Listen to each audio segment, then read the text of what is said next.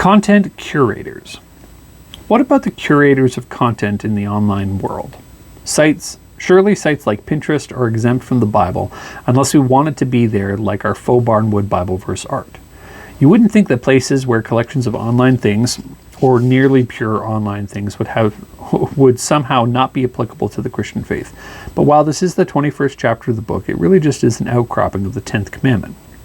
When people gather together, there is going to be, without question, covetousness in possibility, if not practice.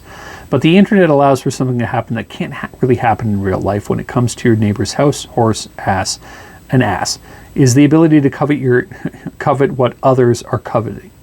Pinterest and the Chive and places like Etsy allow for people to see things that they can become obsessed with. But to see the things that others are already obsessed with and join in with the click of a button. It's a harmless wedding board on Pinterest until 30 brides are following it and obsessing over the lace and the veil instead of the God of the upcoming covenant to be practiced. This is the kind of thing where people can collectively, even circularly, covet each other's things. Would be impossible or practical in real life. No one in real life would show you pictures of every single pallet wood bed idea they ever saw antiquing for the last 3 years. But that's one of the best functions of Pinterest, being able to see more of what you like. The subscripted nature of the internet media, text, photo, and video, while inertly an active choice, also provides the perfect habitat for these kinds of sins. It's not enough to simply have one song on a playlist when you can download everything from an artist. It's fine and dandy to have a picture of reference for your deck project, but why not have 30 options to choose from and never actually build that deck? While other sins like lust can spark quickly into a fiery trap, coveting sneaks up on us. It's a subtle hiss of Satan's serpent, insisting on the poisonous fangs flung through a quick strike. We get drawn into too much of a good thing, and while there may be ad blockers in our browser, no one has blockers for our inhibitions. We want the simplest of examples to simply want, and the internet provides. But this isn't a defamatory slam against the Big Red P and other sites like it. Pinterest is just a player, not the game. And hate will not be tolerated. Sites that curate content need to be seen for what they can and not what they justifiably are used for. And uniquely, like the craft projects, it features sites like Pinterest. Revive an ancient practice today, in today's day and age, without the general public even knowing. Books of commonplace used to be any modern intellectual's best friend. They were organized and documented journals that held useful tidbits of information that once stumbled across their life, allowing them to go back and retrieve that information at a moment's notice, a second brain, if you will. How are these curating functions any different? When used to organize not only interests in home and decor, but theology as well, we sin when we place our fashionable desires online ahead of the God of the internet. But the same desire being placed in collecting things that point people towards him can be used for those purposes. A Sunday school teacher not only finding but posting things to these sites for the express purpose of making them available to share isn't then coveting, she's ministering. The same goes for a pastor who keeps troves of pastoral and biblical quotes at hand, but when others find them, they can.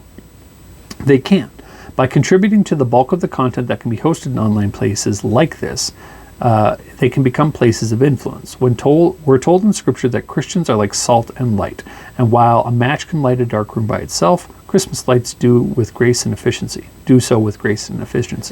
We could be that light, even if the entries to the site aren't as Christian as we'd like it to be. The salt in the world need to be present, not more abundant. Hamburger tastes horrible at a 1-to-1 ration of meat and salt, but a pinch of salt changes the flavor and invites people to try more. These sites and a wise approach to their use invite that, a flavoring with the public that simply do not see in real life anymore.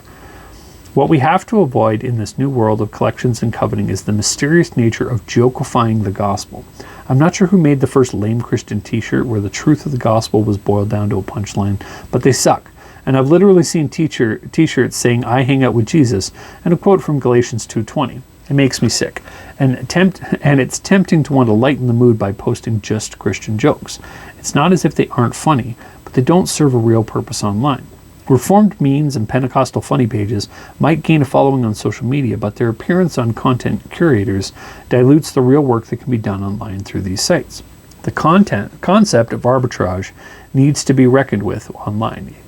And if the great theologians and jokes have to share the tag Christian or Jesus for attention span, then they're both going to be shooting the other in the foot.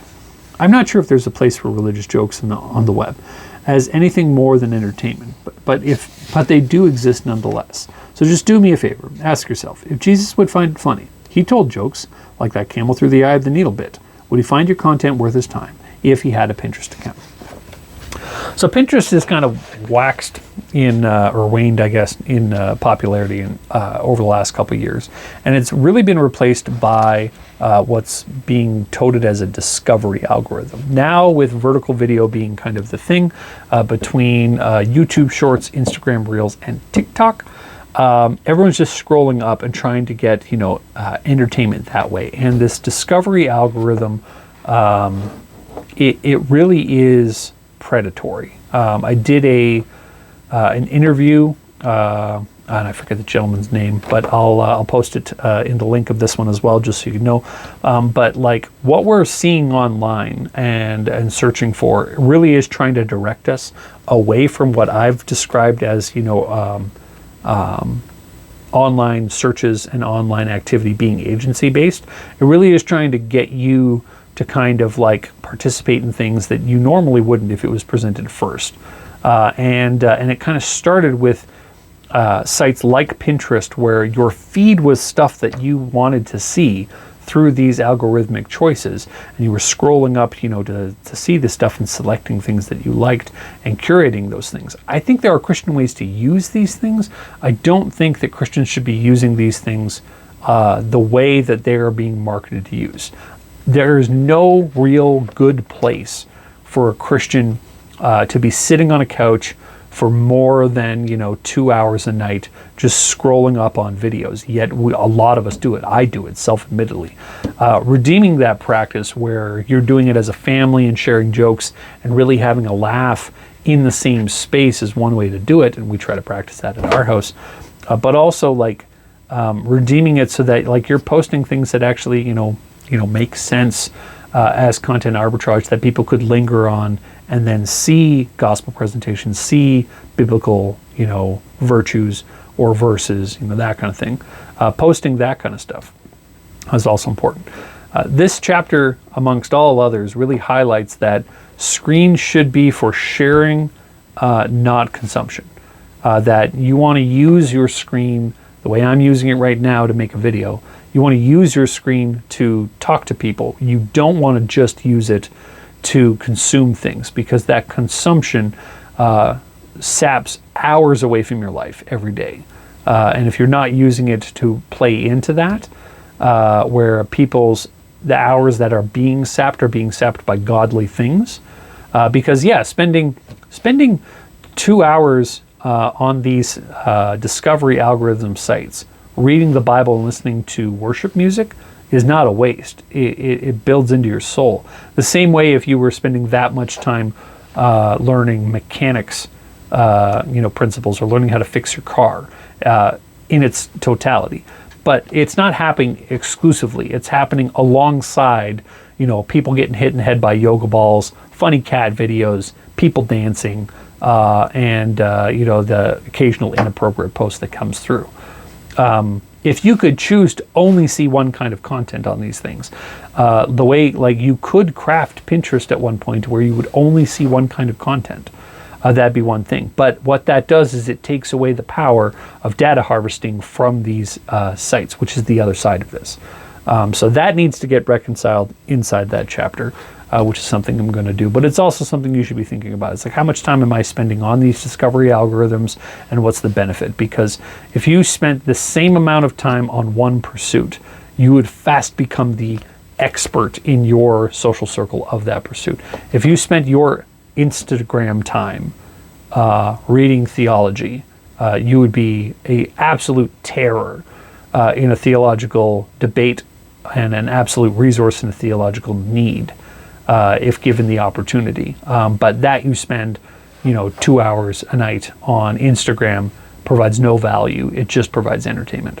So something to think about. Go look at your Pinterest board. I know it's been a while. Should be fun. On to the next chapter.